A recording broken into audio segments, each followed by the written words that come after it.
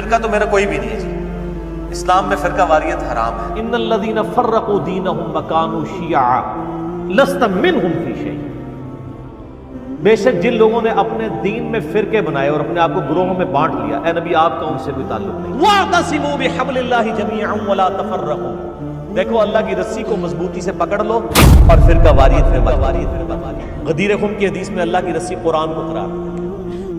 کتنا ظلم ہے کہ لوگ سود کو گناہ سمجھتے ہیں، داڑھی منڈانے کو گناہ سمجھتے ہیں، جھوٹ کو گناہ سمجھتے ہیں، لیکن دنیا کا سب سے پرہیزگار شخص بھی فرقہ واریت کو گناہ نہیں سمجھتا۔ فرقہ تو وہ ہے جو ٹوٹ کے الگ ہوا ہے۔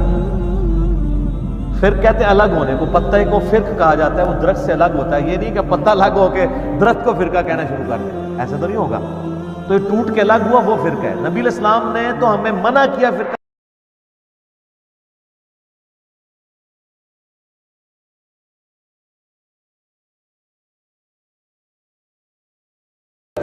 ہم تو ساروں کو مسلمان سمجھتے ہیں سوائے دو فرقوں کے، ایک اہل سنت کا آفشوٹ قادیانیت اور دوسرا اہل تشیع کا آفشوٹ نصیریت۔ حسام الحرمین میں دیوبندیوں کو واجب القتل اور مرتد اور ان کے علماء کے کفر میں شک کرنے والے کو بھی کافر قرار دیا نہیں اعلیٰ حضرت نے 1905 میں، اور اس کے جواب میں 1906 میں المحند علی المفند میں خلیل احمد سہارنپوری نے احمد بریلوی اور ان کی پوری جماعت کو شیطانی لشکر نہیں ڈکلیئر کیا، اور ساتھ مثال دی جس طرح انبیاء پہ حملہ آور ہوتے تھے، یعنی کافر کہا، اور کہا علماء دیوبند رضی اللہ عنہم پر ہوئے، 14ویں صدی کے مولویوں کو رضی اللہ عنہ۔ المفند ایک بابا سے ٹھہرایا ہوا، احمد بریلوی کو کہا المحند علی المفند، ہند کی تلوار ایک پاگل بابے کے اوپر۔ اور اللہ کا شکر ہے امت پہ احسان ہے کہ 35 علماء دیوبند نے انکلوڈنگ اشرف تھانوی صاحب نے سائن کر کے کہا کہ یہ ہمارے عقیدے ہیں جی، دنیا میں اگر کسی نے دیوبندی ہونا ہے نا تو وہ یہ عقیدے رکھے۔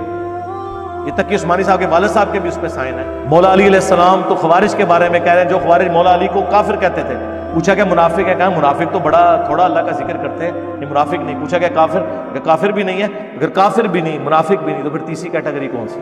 مسلم۔ احمد بریلوی صاحب نے احکام شریعت میں لکھا ہے کہ وہابی، اور پھر آگے انہوں نے خود لکھا وہابی سے مراد انہوں نے کہا دیوبندی، اہل حدیث، روافظ یعنی ان کے نزدیک شیعہ، اور قادیانی۔ 1,00,000 دفعہ بھی اللہ کا نام لے ذبیحہ مردار اور حرام ہی رہے گا، البتہ یہود و نصارہ کا ذبیحہ حلال ہے۔ ان کو یہود و نصارہ سے بدتر کہہ دیا، قادیانیوں کی صف میں لا کے کھڑا کر دیا، اور لکھا یہ مرتد ہیں، یہ بھی لکھا، یعنی واجب القتل۔ اور ملفوظات اعلیٰ حضرت کی پہلی جلد جو انہوں نے خود پڑھی ہے، ان کے بیٹے نے جمع کی ہے، مصطفیٰ رضا خان نوری نے، جس کی نعت ہے تو شمع رسالت ہے عالم تیرا پروانہ، اس میں انہوں نے لکھا ہے کہ وہابیوں کی نہ نماز نماز ہے، نہ جماعت جماعت ہے۔ پوچھا کہ مسجد تو کہا کفار کی مساجد مثل گھر کے ہیں، کافر کا لفظ کافر کا۔ اذان انہوں نے کہا اذان بھی ان کی باطل ہے، جس طرح نماز و جماعت باطل ہے۔ سنن کبری البیہقی میں موجود ہے، عبداللہ بن عمر خوارج کو سلام بھی کرتے تھے، ان کے پیچھے نمازیں بھی پڑھتے تھے، اور کہتے تھے جب تک ان کی مساجد سے حی علی الصلاۃ حی علی الفلاح کی آوازیں آئیں گی ہم ان کے پیچھے ان کی اذان کا جواب بھی دیں گے، ان کے سلام کا بھی، لیکن اگر یہ ہمیں کہیں کہ ہم اپنے بھائیوں کو قتل کریں تو ہم یہ بات نہیں مانیں۔ جن کو نبی علیہ السلام نے جہنم کے کتے کہا ہے، جہنم کے کتوں کے پیچھے صحابہ نے نماز پڑھی ہے۔ تو سر جو لوگ چشتی رسول اللہ اور اشرفی تھانوی رسول اللہ کہتے رہے یا کہلواتے رہے، اب آپ کو باخدا دیوانہ باش با محمد ہوشیار بھول گئے۔ قاسم نانوتوی صاحب مرنے کے 6 سال کے بعد خبر سے نکلے اور دیوبند کے 2 مولویوں کی صلح کروا کے واپس چلے گئے، اور نقل فرمایا اشرفی تھانوی صاحب نے حکایات اولیاء ارواح ثلاثہ میں، یہ وہ سارے عقائد ہیں جو بریلویوں والے ہیں۔ اب ان عقائد کا دفاع کراچی والا مفتی کیسے کرے آ کے؟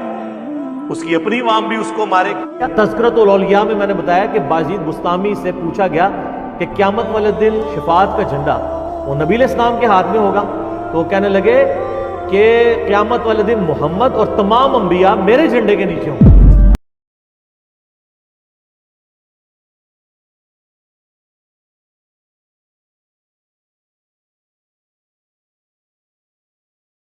مقصد کسی کو بدنام کرنا نہیں، واللہ قطعاً بدنام کرنا کوئی مقصد نہیں ہے، اور فتویٰ کبھی نہیں لگایا، عبارتوں میں فتویٰ لگایا ہے۔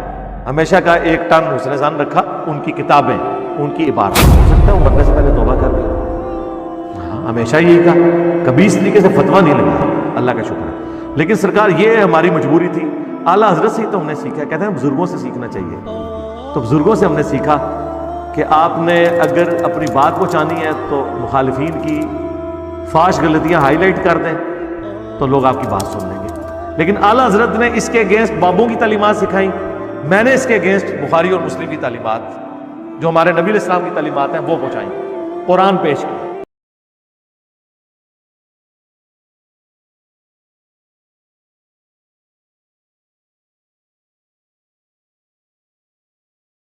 In Islam, there is no Shia Sunni.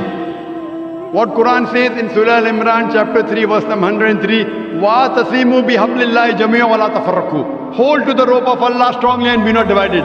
We have to hold to the rope of Allah, the Quran, and the teachings of the Prophet, the Sahih Hadith. The Quran says, don't make sex. A Prophet said, even though the Quran says, there will be some people who will make sex. How many? 73. The one who will be on the true part is one who doesn't make sex.